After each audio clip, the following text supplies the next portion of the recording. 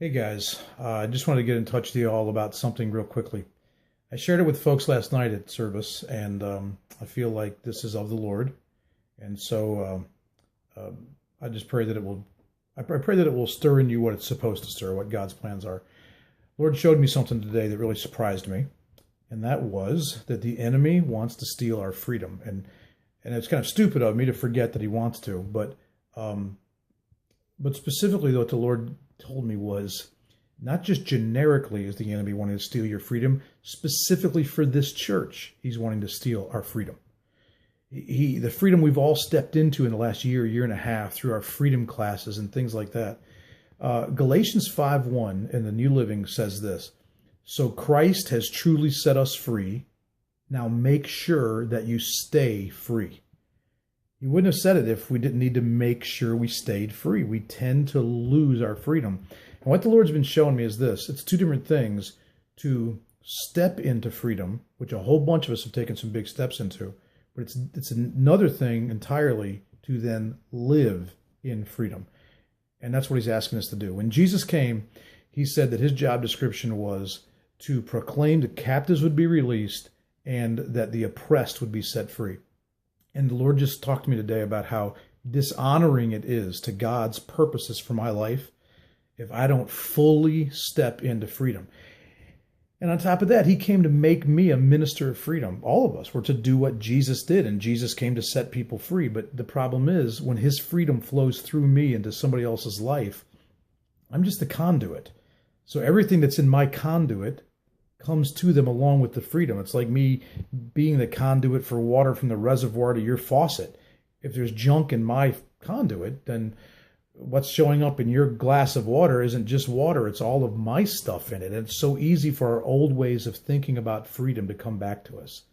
Thinking that freedom is about controlling our environments and controlling ourselves, and we start to get things in our conduit like anger and shame and guilt and fear and judgment, and especially legalism and the desire to control.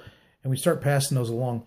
And I just feel like God said, hey guys, I want to give you all another chance to learn how to live in this. It's not a one-time deal.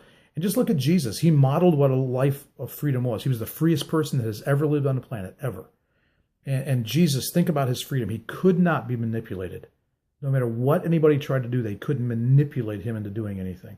And I felt like one of the things God very specifically said to me tonight was, be sure you remind people that if they are living lives, they feel manipulated from a lot of different directions, people pressuring them to do this or be that, then there's more freedom for them. Jesus was completely unaffected by how people saw him and how they thought about him.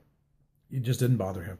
He was totally in touch with God's purposes for his life. He wasn't wondering what he was here for. He had no destructive habits. Can you imagine? Not one destructive habit ever. He heard clearly and he heard regularly from his Father. So he lived knowing that his Father was talking to him.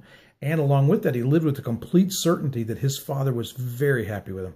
He lived his whole life knowing that in God's eyes, he was the cat's meow. There was no doubt that his dad was happy.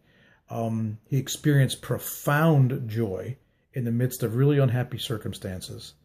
And then maybe the most amazing thing of all is that he never sought control over one person or one circumstance in his whole life. Never. He's the most powerful person that ever lived, and yet he did not worry about control. And if you feel that you're in a struggle for control, no matter what God has done for you in the last year by way of freedom, if you feel that you've got things you need to control, you need more freedom. I need this so badly. And Jesus showed us that a free person is someone who is able to fully respond to God as the person he was created to be. And for me, I've got to remember this, and you do too. Freedom is not when I can control my life, the people in my life, or the circumstances of my life. That's not freedom. Freedom is when I can respond fully to God as the person he made me and redeemed me to be. Remember, how you know something is more important than what you know. Jesus said that the Pharisees knew the scriptures and they knew them cold. So that's what they knew. They knew the scriptures. But Jesus said they knew them in such a way that they were actually the scriptures, the Holy Scriptures were used as instruments of hell. That's how they knew them. And in our case, what I feel like God said to me today for our congregation was this. He said, I am giving you so much good stuff. If you were here last Sunday, I mean, it was so awesome what God gave us as a congregation. Just a beautiful assurance about who we are in him. God said, Jim, I'm giving you guys really good stuff. That's what you know. But how you know it matters even more. All that good stuff I'm giving, if it doesn't come into our minds and then play out through our lives and our hearts and our understandings through a matrix of freedom, then all that good stuff is going to turn out being used for something bad by the enemy. So let me just ask you this. How often do you fill up your car? You fill it up every time it starts to get empty. Listen, I just know for a whole bunch of us, we need to come back together and really just get back into the freedom thing again. Let God speak to us again like he did last year. So if you went through it before, the foundation classes, and you haven't signed up this time, please get in touch. Let's do this again together. I really believe this is of God. So I just pray that he'll do with this what he wants to do. God bless you guys. I love you so much.